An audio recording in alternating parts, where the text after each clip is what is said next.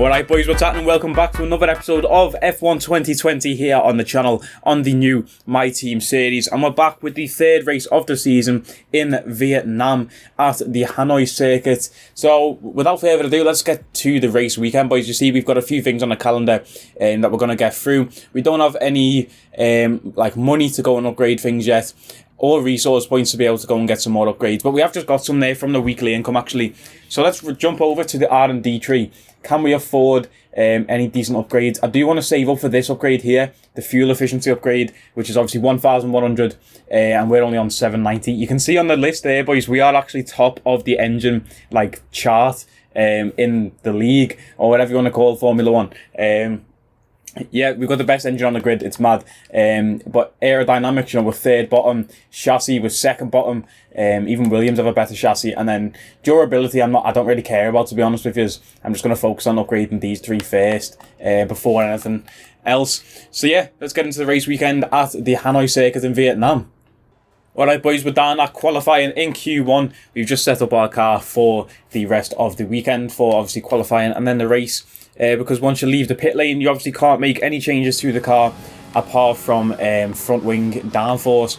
Yeah, this Hanoi track, I'm not sure how to feel about it. It's one of those, I think you either love or hate this track. I think I really like the start of it and through the middle sector, but that last sector on this track here, as we're coming up to now, it is a very difficult sector to drive. It's very windy. You can see we're running wide there. This is just like a warm-up lap as well.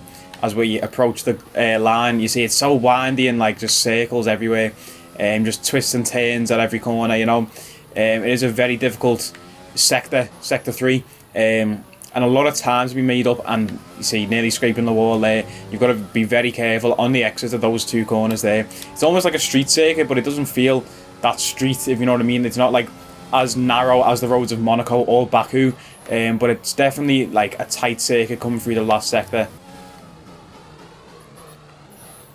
I think, boys, if we would have stuck with that first lap as our final lap in Q1, we would have been dead last on the grid in P22. A lot of times we made up. Hopefully with this second run, or maybe even a third run, we have put a bit more fuel in the car, so we can go for a third run if we do want to. It depends how well I feel about this lap, how good I feel about it. And yeah.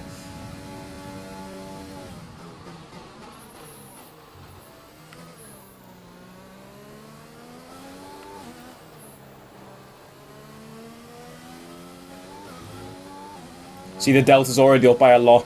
I am feeling a lot better about this lap right here already. And just on the way to the line again there on the out lap, I did feel a lot more comfortable going through sector 3. I tried to push the car to its limits, and hopefully we can do that again on our actual lap here. We've only got 2 laps of fuel left.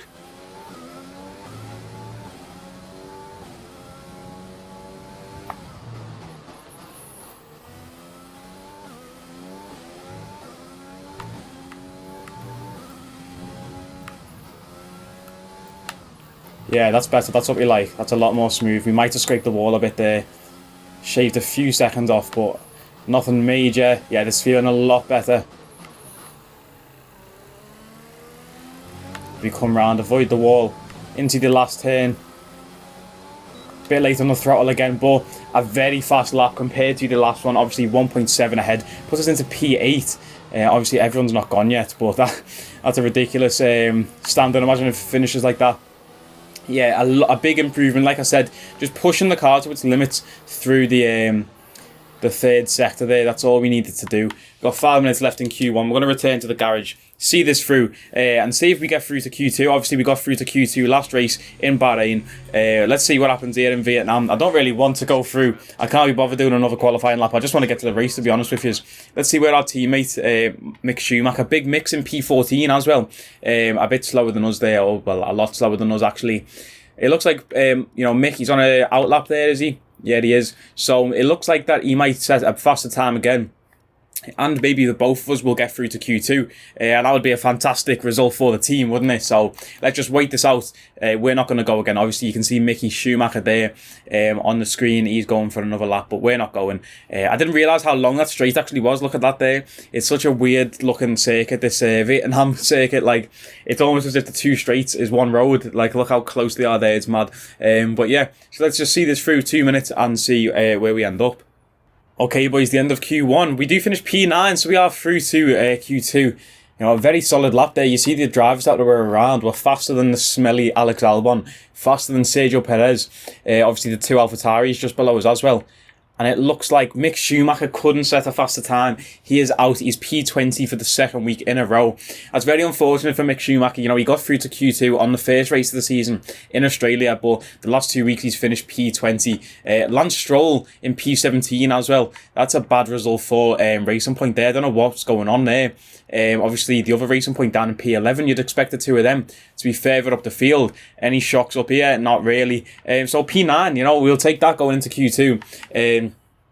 And, you know, if we look at there, like from Lando Norris down, it's all 138. So as long as we can stay in the 137s, unless these men here are going to push harder in Q2, you know, we should be good if we set a 137 something. So, you know, let's get through to Q2 now. Alright, boys, we're going straight out for our laps in Q2. It looks like we've got a McLaren in front of us. That might be a good thing. You know, we might be able to get a tow going across the line from the McLaren. We have put a bit more fuel in the car. Hopefully, we do have enough for 2 laps here. I do want to do 2 back-to-back laps if possible. And hopefully, we can catch this McLaren before we cross the line and get a bit of a slipstream.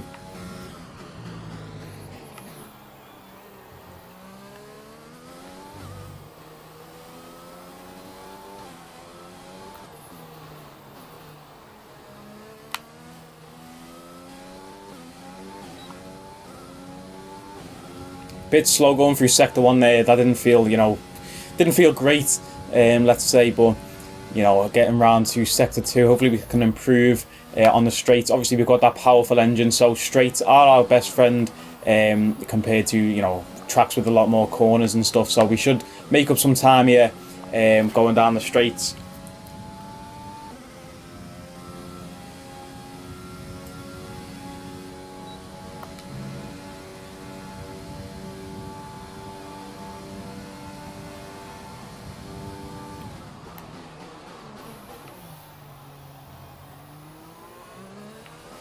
That was a nice take on the hairpin there. We were late on the brakes as well, but early on the throttle coming out of it. That was a nice take. Now, can we ace sector 3 like we did last lap?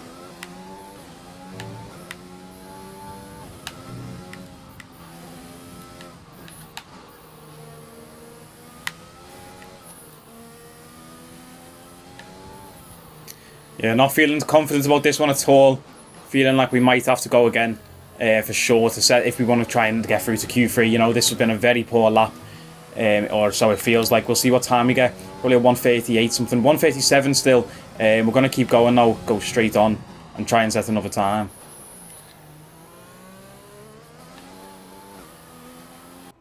Yeah, boys, that lap there, I've just abandoned it. You know, it felt promising, but then coming through sector 2 and then into sector 3, our entrance to sector 3, I just decided to abandon the lap. I saw the way the Delta was moving and I was like, there's no point in completing this this lap right here. We're not going to improve on our time. It puts us down in P12. Obviously, we can't get through to Q3 now. But yeah, hopefully we can advance and stay here in P12. You know, that would be a solid place to start the race. Just behind Pierre Gasly, Danny Kvyat 2 below us. I keep comparing us to the AlphaTauris because, you know, that is the guys at the start of the career mode, like I said, that we decided to be close to, and that is where we are. You can see we're only 0.005 away from Pierre Gasly. Which is, you know, not a big gap at all, is it? Let's be honest. Very close split times there. So yeah, let's wait and see where we end up.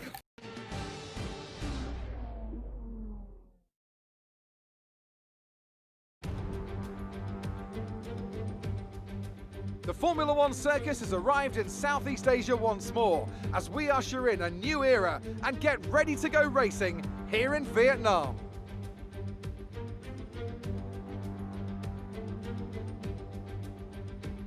It's a track that combines the bespoke design of a traditional race circuit with the tight, close barriers of a street track that our drivers race on today.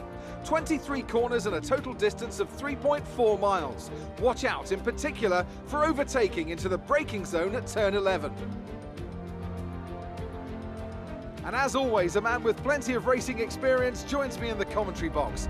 Today it's Anthony Davidson. Tell me, Ant, you're no stranger to surviving the melee of turn 1. So how do you keep out of trouble when there's so much going on around you? Well, the throttle goes both ways, Crofty. You've got to have the discipline not to try and win the race on the first lap. So always be prepared to lift early and give those around you more space. Trying to be the last of the late breakers with half a dozen cars around you may pay off from time to time, but it's also a great way to lose your front wing.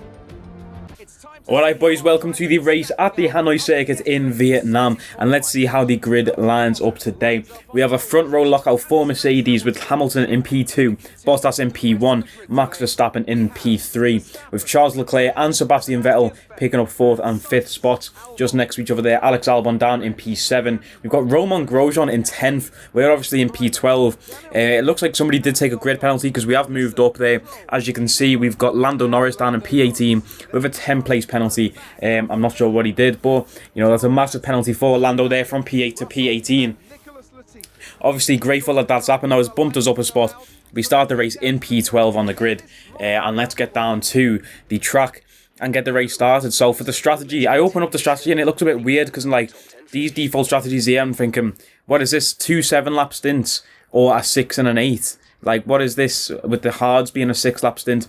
I had no idea what was going on, so I just flipped the tyres round. I'm going to start on softs, go into mediums, 7 laps on each, and now we wait for the lights to count down in Vietnam. Can we get off to a good start? It's lights out and away we go. We do get a good start. Look at that. Grosjean is very slow off the line there. We fly straight past him, and it looks like Alex Albon cuts across the front of us nearly, so we have to brake early. Grosjean dive bombs down the inside there. Grosjean's gained a lot of places there. He's up into P5, Romain Grosjean. There's a yellow flag out, but I don't think anyone spun. I think that was just the speed we were going. I run a bit wide there, which lets Alex Albon and Perez overtake us, but then we go back and take them, and we nearly spin, but we managed to catch the car somehow. I don't know how we managed to catch that. We nearly spin there. A bit of a collision with Carlos Sainz was that, I do believe, in the McLaren, which allows Alex Albon to overtake us again, but we keep Perez at bay behind us. Very lucky to catch the car there. That could have been the end of our race on turn 2, which would have been an absolute disaster. But yeah, so I don't think the car picked up any significant damage. You know, we checked the front wing. It looked like green still on, you know, the little radar thing that comes up bottom right. And you can see Sergio Perez now looking to get this overtake on a long straight here. He's got our slipstream. He's coming up alongside us. We're racing wheel to wheel with Sergio Perez, and he has got in front of us there. But we're going into the hairpin now, and we're going to go late on the brakes as always with this hairpin. We run a bit wide there to give him some space if he needs it, but he slots in behind us again. And it looks like Gasly has overtook him. He must have gone slow into the hairpin there to try and avoid contact with us probably. But we are going to hunt down Alex Albon. That is our target for this race. We really want to finish above Alex Albon there. You know, I've just watched... I normally like slate Alex Albon on here and say, because I'm a Red Bull Racing like supporter, I guess if you could say. I normally slate Albon, say I don't want him to get the seat. I've literally just watched some little interview thing with him and Max, and he seems like such a nice guy. So I hope, even if it's not at Red Bull, I hope he does have a seat for next year. You know, I don't want Alex Albon to be jobless like Reece Regan is. But yeah, so we're in P10 after the first lap of the race. You know, up from P12 on the grid. Skip forward a few laps. We do have DRS enabled. You can see we've closed down that gap to Albon there, and we've got Sainz and Grosjean just in front. Grosjean is in P7. Obviously, he sent it up the inside. I don't know how he managed to pull off that move. But you can see, yeah, Alex Albon just slows down and lets us go past it. I don't know what sort of racing that is. He just slows down. I thought that he was going to retire from the race and his engine had gone out or something, but it's only lap 4. And he's just led us straight past. I don't know the logic there. But yeah, so now we're hunting down Carlos Sainz and Romain Grosjean and the Renault who is in front of them. We're getting very close behind. Take a bit of a weird line through that corner there, a bit too wide. But these straights, you know, with this Mercedes power unit, I always say straights are our best friend. We have a lot of power to push down these straights. We are just out of the DRS zone now for the two cars in front of us. Obviously they're in like a DRS sort of train with each other now, just trading DRS and slipstreams. We're trying to pull away from Albon, but obviously Albon got our DRS, so we're in like a 4-car DRS train pretty much. But it looks like Sainz has flew ahead of Grosjean somehow, like miles ahead. On the split times at least, you know what I mean. And look at this, we've got a few cinematics, a few different camera angles for this race. So if you do like this new like design setup, or like, you know, just camera angles of the racing, do let me know in the comments, and I'll include that more often in future races, you know what I mean. But Alex Albon is looking to make a move on us. Obviously he wants that place back that we did take off him, and he's going around the outside. You know, Alex Albon is Mr. Round the outside. Just a throwback to Silverstone this year, where he did a good few overtakes. He loves going around the outside. Very brave overtaker, Alex Albon. But we managed to keep him at bay again. And you can see now Sainz is miles ahead, and Grosjean is also flying ahead of us. So it's literally just a 2-horse race between me and Alex Albon at the moment for P9 and P10. But obviously it's Romain Grosjean. We're expecting him to mess up somewhere along the lines, and we're like expecting to catch him, you know what I mean. And you'll see later on in the race as well, he could have ended our race. You'll see that later on in the race, he could have ended our race, which would have been hilarious. But yeah, for now, we're just racing Alex Albon, and you can see in the rear view there, we are getting very close to getting overtaken by Albon. I sort of give him the inside there because he's got DRS and slipstream. We're racing wheel to wheel. As we approach the hairpin, we go late on the brakes as always, and we sort of cut him off on the exit there, which slows him down very nicely, and Pierre Gasly almost catches him. There's also a racing point behind. I'm not sure if that's Perez or if that's Lance Stroll. I think it probably is Perez, because Lance Stroll was so far down the pecking order on the grid. But yeah, you can see here how many cars there are coming through Sector 3 with us there. We've got Albon behind us, shortly followed by Gasly. And then it looks like a Renault there. And another car is overtaken the racing point, whoever's racing point that was. It looks like they've been overtaken a few times there. So we're on lap 6 now. We're approaching the pit window. I think we pit on lap 7. I'm starting to feel these tyres, you know, degrade very, like, a lot. You can see there the tyre wear, it's getting up there, you know what I mean. I said earlier in qualifying as well, this Vietnam circuit is very harsh on tyre wear, and it's evident in, like, as you can see the grid there. Now we're on the in lap, so we're just going to push this whole lap. But yeah, like I was saying, in that lap there, which I've cut out a bit of on that lap 6, I was sliding around on a few corners. You know, I had a lot of oversteer on the hairpin, especially. The back end just flew out from us. But, you know, I'm very good at catching oversteer. I can't lie to you. But now we're approaching the DRS zone, and we've got Romain Grosjean in our sights. Can we get that slipstream with the DRS and overtake him going into this corner? We're going to full send it up the inside, boys, and he turns into us, but we don't end up spinning or taking any serious damage from that. Now, if Grosjean did a real-life Grosjean, this is just a replay of that overtake there because it was very nice. If Grosjean did a real-life Grosjean, he probably would have just sideswiped us completely and took us out there. Very risky move, but I saw the gap and I went for it like a proper race driver. Look at that. He could have completely turned into us there and ruined our race, but we get a nice overtake and a nice exit on the corner as well, and fly ahead of Romain right there. But will he be able to catch us back? Obviously, he's got Albon just behind him, and they're going to be in a DRS train now, the two of them, down this long straight. Can we defend? I think I'm quite a good defensive driver. You know, like not letting people overtake or anything like that.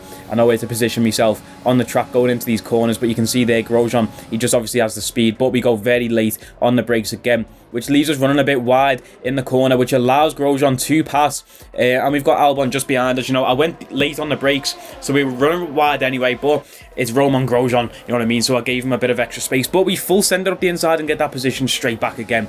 We'll see a replay of that overtake right here, right now, as we jump back on board with the helmet cam, or the halo cam, I should say. So yeah, like I'm saying, I gave Grosjean a bit of extra space there, but I probably didn't need to. Watching the replay back, you know, there was a lot of space to play with. Obviously, with it not being like a virtual reality thing, like first person, you can't really check your mirrors and see how close people, or just look around in like a free view camera. You can't look around and see where people are around you, so how much space you need to leave them. But we're coming into the pits now anyway, and it looks like 50% of the grid is pitting on this lap. We can see Charles Leclerc and Valtteri Bottas, who were P1 and P2, I do believe, going into the pits there. And obviously we pit as well. It feels like a slow stop. You know, I've spun the camera around and we're not even up yet. It's a 3.1 second stop, but we come out just in front of Grosjean and keep our position in the pits, which is always good. You know, you don't want to get overtaken in the pit lane because that is a howler. So we're trying to spread that gap between us and Grosjean as we come out of the pit lane there. And we see yellow flags. I don't know what's going on. Now we've got to swerve to avoid Lewis Hamilton. What is Lewis Hamilton doing in the middle of the track like that, boys? Let's take a look at the camera. Now we don't get that much of a view of it, but it looks like Hamilton or Leclerc has just come out of the pits and they just collide and Lewis just spins in the middle of the track. Now, I think that is Lewis's fault. I think that was Charles Leclerc coming out of the pit lane. And obviously, like, you're not allowed to cross the white line, but it looked like Lewis was across the white line himself and he's just been clattered by Charles Leclerc. Hopefully that's caused some damage to Charles's car, because obviously he's flying ahead in front. That would be good, you know, if he has to retire or slows down significantly. But the virtual safety car is deployed. It looks like Lewis is going to continue. You know, it's not said that he's out of the race. No significant damage for him to have to retire from the race. If there was, I would assume that there'd be a full safety car, not just a VSC. So we are behind our teammate Mick Schumacher now. We've got Sergio Perez very close behind us. We're in P12, you know, but obviously we've still got people in front of us to pit. The VSC is ending. We're getting that slipstream on our teammate Mick Schumacher, and I'm like, come on, Mick, you're pitting this lap, mate. Just let us past you. You know, we need to get past, and you can hold up Sergio Perez. We probably could have dive bombed down the inside there on the hairpin, but I don't think it was a wise move to do. You know, there's no point trying to like go for risky maneuvers like that and possibly take out both of our cars for the team. So yeah, I'm just trying to get past Mick. He should have let us past while the virtual safety car was ending, like on that straight, because now Sergio Perez is right behind us. You can see from the split times top left, Perez is pushing for us and hungry for us, but we don't want to let him pass, of course. But we're approaching the pit lane again, so we're going to see our teammate go into the pits, and as we come around the last few turns in sector 3, we're going to see where we do end up position wise, because there are a lot of people in the pits. Obviously, like I said, a lot of people pitted on lap 7 when we did, but the rest of the grid has to pit this lap. So where are we going to end up as we overtake everyone in the pit lane? We are up into P7. So we pitted last lap in P10 and we've come out in P7. We're down to P8 already because Esteban Ocon has come flying out of the pits. It looks like Pierre Gasly has just come out of the pits just behind Sergio Perez as well. So now we've got a nice little 4-car setup here of Ocon, us, Pierre Gasly and Sergio Perez. Now Ocon did come out on hard tyres, which was a weird strategy for me. You know, I don't know why he did that unless he started the race on mediums. I don't know why he has switched to hards and not the mediums, especially because it was a lap later pit than ours. He probably did start on mediums, to be fair. You can see Sergio Perez wanting to make that move. We give him a bit of space again, but we maintain our position there. So yeah, like I'm saying, Esteban Ocon hard tyres. I'm thinking we're going to be a lot faster than him. Ocon, you know, he just was out of reach for the whole rest of the race pretty much. As you can see, we're on lap 12 already, out of 14, and we're just battling with Sergio Perez. He's very eager to get that position on us, get up into P8, but we don't want to let it happen. You know, we do give him the inside there to try and beat him as we break late again, going into the hairpin, because we try and get that inside line as we do the same way we did with Alex Albon, try and push him wide on the exit, and it works again. You know, we've created a bit of a gap again between us and Sergio Perez, which has also allowed Pierre Gasly to catch up to him. And it looks like on the minimap it's Lewis Hamilton behind Pierre Gasly, so Lewis has done well to make gain positions again after he spun out. I don't know what he was doing. Had an absolute howler, you know, just completely crossing the white line into the pit release and crashing basically. Obviously we couldn't see what happened before that, who was to blame, but I think it was Lewis's fault. I think Lewis did cross the white line. Anyway, as we come through now, we're on the second to last lap. We're on this straight again. And Sergio Perez, you know, he's got that DRS and slipstream. We probably should have let Perez past us there, going into these last few corners, coming through the end of Sector 2. We probably should have let Perez pass, because obviously there's another DRS zone coming up on this straight right here. And he's just going to blitz us, and then Gasly's got DRS as well. So it's not a good look for us right now. going towards the end of the straight, as you can see there. Perez is gone past us already, but it is close. It's wheel to wheel. You know, we've slapped the fuel mix up and we're using all of that ERS to try and catch him, but he is just too quick for us. And it's Pierre Gasly full centre up the inside as well, and Pierre Gasly gains a place on us, almost gains a place on Sergio Perez. Now we're down into P10 with Lewis Hamilton just behind us. Let's see a replay of that coming out to the hairpin. Lewis Hamilton right behind us now. The AlphaTauri of Pierre Gasly just in front of us, and obviously Sergio Perez Racing Point is in front of us again.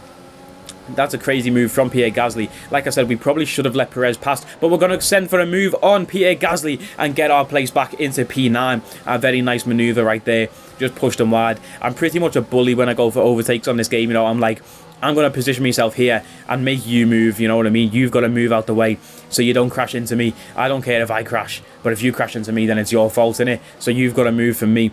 Just bully people for track position. It's what I like to do on this game. So yeah, we're up into P9 now. We're obviously in the points, up from P12 on the grid as we head into the final lap. And we've got 3 cars behind us, it looks like. That is Pierre Gasly, Lewis Hamilton and Lance Stroll all behind us. Hamilton does have a 5-second penalty though. Let's not forget that. So, you know, if he does catch us somehow or overtake us, we could still end up in the points because he has that 5-second penalty. I'm not sure what the penalty was for. Maybe obstructing traffic or causing a collision because he was just parked in the middle of the road like a freak. But yeah, Perez, you see, he's pulled away from us there. We should have let him pass on that straight initially, like I said, to try and get the RS. Probably should have done the same again with Gasly a bit earlier, but you know, last lap of the race, sorry. And I'm just thinking about getting across the line, hopefully in P9 and getting some points on the board. So we're going down these straights again, using every last bit of fuel and energy that we do have saved up in the battery of this car to try and maintain this position as we come towards Sector 3. Esteban Ocon's flew ahead of us, by the way. I don't know how he's managed to do that on hard tyres when all of us are on mediums. So yeah, we again take a bad line on a hairpin, trying to brake late. And it allows Pierre Gasly to easily pass us up the inside there. And it looks like Lewis Hamilton's getting very close behind us. We want to full send it again on that same corner, but we're just not close enough to go for that move. You know, that would have been a disaster one right there. Gasly would have definitely just turned into us and probably ruined both of our races as we come through Sector 3. You know, there was no point in going for a risky move like that when we're still in the points in P10. You know, it's only 1 point, but it's more than 0. You know what I mean? So, we come through now.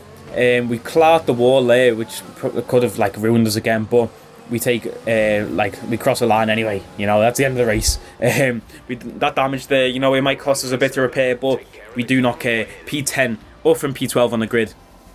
Solid race. A lot of things happened that race. You know, there was a lot of overtakes. Esteban Ocon, driver of the day. You'll see when we look at the final grid. Ocon gained a lot of places in that race, so fair play to him. We've got Valtteri Bottas. I think that's 3 back-to-back wins for Bottas. Obviously, the porridge man. Yeah, look at him there. Like, I hate this guy. I've got no reason to hate him, but I just don't like him. It looks like one of the Ferraris as well in P2. Probably Charles Leclerc, so obviously he didn't take significant damage from Hamilton. Or that might have been Vettel actually coming out of the pits that Hamilton hit. I'm not sure, it was one of the Ferraris. Probably could have tell by the helmets, but we didn't really look at that. And we've obviously got Max Verstappen up on the podium as well. My guy Max getting some points in for the squad at Red Bull Racing. And I'm sick of seeing Valtteri do the champagne throwing. Hopefully Valtteri does DNF next race. That would be ideal for us. But yeah, the first race in the season without a safety car. Obviously, we had a virtual safety car, but without a full safety car. The last 2 races have been crazy, having the 2 safety cars in 2 races, first 2 of the season. But let's take a look at the final standings here. So we've got Sebastian Vettel up into P4, Danny Rick as well in P5, and nice finish. Esteban Ocon finished P7, up from P14. What a race he had. Sergio Perez up, Pierre Gasly up, obviously we're up as well. Lance Stroll finished P11 up from P16. Alex Albon down from P7 into P12. Absolute stinky race from Alex Albon there. Kevin Magnussen up as well because of that penalty from Lewis Hamilton. You know, he started P2 and finished P14. It's an absolute Hamilton howler, and it's not the first time this season we've seen a Hamilton howler. Grosjean as well had a stinker from P10 down to P16. Don't know how we managed that. Our teammate even lost a place from P20 down to P21. What an absolute stinky race for Mick Schumacher there. You can see we've gained some points on our rival. We picked Kimi Räikkönen as our rival. Our car's pretty much better than Alfa Romeo in every sense. So it's a bit of a cheese pick and Kimi as our rival, but We don't care, you know what I mean? It's just an easy rivalry for us to win and get some XP on the board. So yeah, boys, that is the end of the Vietnam Grand Prix. I can't even remember which Grand Prix is next, and I don't have it in the footage here. So whatever race is next, I'll see you then in the next episode. If you did like, hit like and subscribe. You know the drill by now. And I'll catch you later, boys. Take it easy.